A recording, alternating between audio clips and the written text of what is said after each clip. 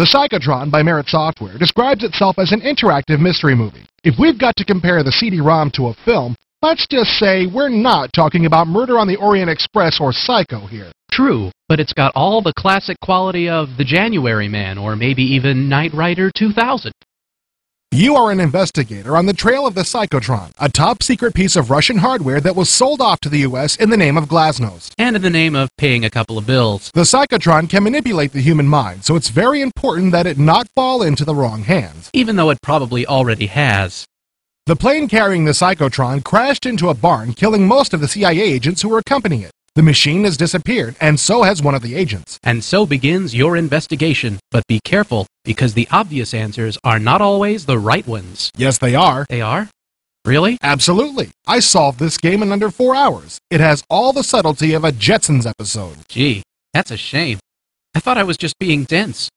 Let me give you the good news about this game first. It boasts some excellent visuals, combining some of the best digitized video you've seen with some really smooth animations. Yeah, the opening segment is a video and sound montage worthy of MTV.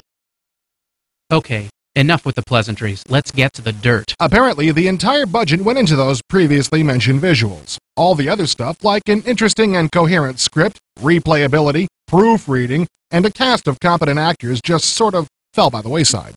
This storyline has more holes than the Albert Hall after the Beatles got through with it. You're supposedly hired because the head of the CIA can't be seen investigating his own agents. Then, after you start, he proudly tells you he's been doing some investigating of his own. What gives? Maybe he had a change of heart? Maybe. Why couldn't we have been so lucky with the designers?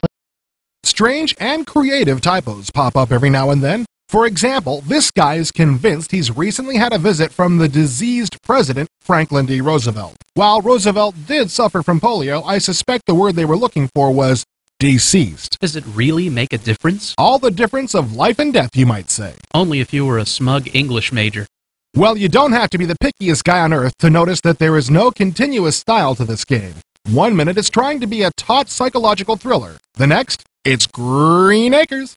I think you're being too hard on this game. True, it's no great work of art, but it's still fun to play, and it looks really great. I especially liked the poker game here with the tough mobsters who are obviously cheating in a serious way. If you make the wrong move, the guns come out and you can kiss your case goodbye.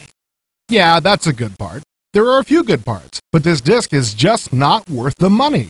You'll solve it in an afternoon and never want to play it again. But didn't the box say that the interactive dialogues change the playing experience? So you get to see a few more seconds of the direct video and maybe get a few more arbitrary points on your score?